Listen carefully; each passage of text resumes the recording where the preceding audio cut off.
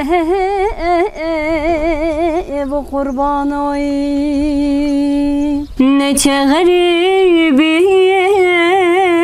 garibi zore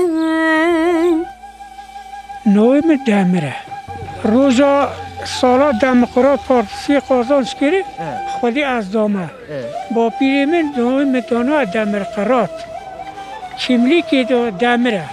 Dervişe serreyatım konan sertertem Rûjê xwe digire nivîjê xwe dike gozê Xwedayê xwe dike Gulê gazîkin min hat zemaniyan ez dikim herim yarimin renayê